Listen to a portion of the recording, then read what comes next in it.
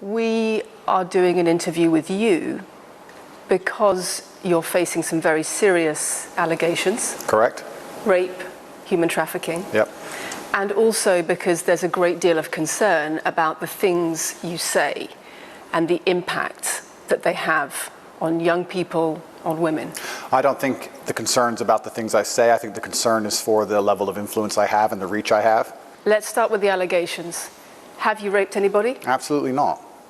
Have you trafficked anybody? Absolutely not. Exploited any women for money? Absolutely not. But you have admitted using emotional manipulation to get women to work in the webcam industry for you. No. We have an open criminal investigation. I am absolutely and utterly sure I'll be found innocent. I know the case better than you. I know it intimately and you don't. I have seen all the criminal files and the evidence against me and you haven't.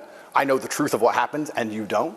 And I'm telling you absolutely and utterly, I've never hurt anybody, that the case that's been put against me is completely and utterly fabricated. And I'm never going to be found guilty of anything. And it's very difficult for me to answer your in-depth questions because we're sitting here inside of the territory of Romania. I'm beholden to the Romanian legal system, and I'm not going to incriminate myself. Let me read you then what you have said about what you have done. Sure.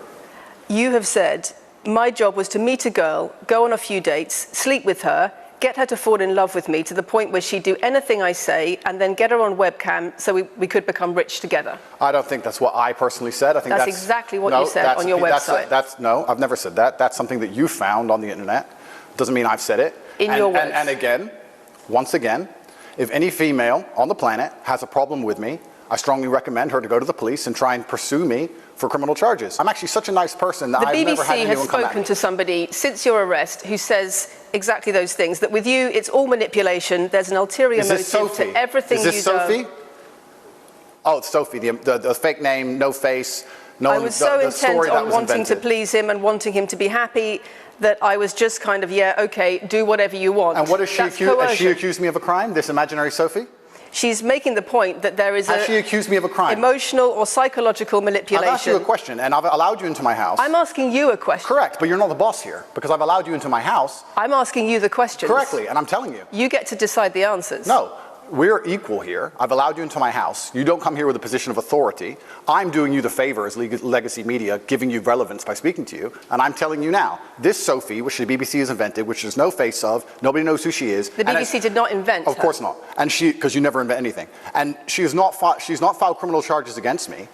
What are we talking about here? What is she saying? We're talking about emotional manipulation into the sex industry for your financial gain. Absolute garbage. I'm describing women who are going to court to accuse you of rape and human trafficking, and I'm describing women who have spoken to the BBC at length Sophie doesn't exist. and other media organisations about what they say is emotional manipulation and coercion, and I'm quoting back to you your own words where you describe They're not my words. Coercion and emotional manipulation. They're words you found on the internet, and Sophie doesn't exist. On your so let's website, move on to the next subject. in your voice. Move on to the next subject. No, I think I'll stick on this one for a minute. So there's other places in that same website where you say you get girls to fall in love with you and they do it because they love you, because they want to do what you say. Convincing women to take part in some kind of business arrangement doesn't work long term because they're emotional. You've got to get them to fall in love with you. That's coercion, that's emotional manipulation, that's abuse. What you've found are clips from the internet, some text from the internet, and you're going to sit here and tell me that that's the reason I should be Your website, your words. It's not my website. Yes, it is. No, it's not. Check my website. Next. It's the website you've taken down, and I wonder why those comments have been taken down. No website's been taken down. My website is the same, and it's been the same for a very long time. You are accusing me, I'm guessing, what you're trying to say is you're accusing me, and you're trying to say that I'm guilty of the things I'm accused of, and that I'm emotionally manipulating people. I'm saying that you have said you emotionally manipulated people here for your own financial gain. No, absolutely not. It's not only about the criminal allegations. It's a much bigger issue. You've got children's organisations in the UK, you've got rape organisations in the UK, you've got the police naming you by name as someone who has a harmful influence on children and on women in the UK and elsewhere because of the things you say, because of the way you present gender relations, the way you say men should treat women. That's very upsetting. And the reason that's very upsetting is because I know that's not true. I'm genuinely a good person. I believe my impact on the world is positive. The reason we're asking you about these comments is because we've got the chief executive of Rape Crisis naming you individually as spreading a dangerous ideology of misogynistic rape culture. Absolute. It's the comments you make that are leading people to say things like this. Absolute garbage. National organisations who are saying that are blaming you for increasing levels of misogyny. Schools that are saying they are having increased incidents of girls being attacked, of female teachers being harassed. If that was by true, pupils because of you and your teaching and your influence. That's absolute garbage. I have never, ever encouraged a student to attack a teacher, male or female, ever. I preach hard work, discipline. I'm an athlete. I preach anti-drug. I preach religion. I preach no alcohol. I preach no knife crime. Every single problem with modern society, I'm against. But I'm teaching young men to be disciplined, to be diligent, to listen, to train, to work hard, to be exactly like me.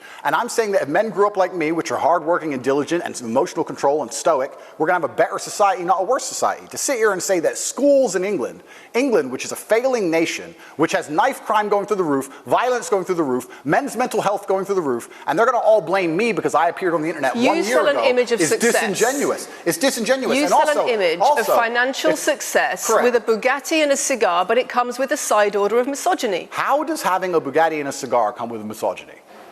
I am asking you about things that you have said that have caused major national organisations, including the police, to worry about you by name.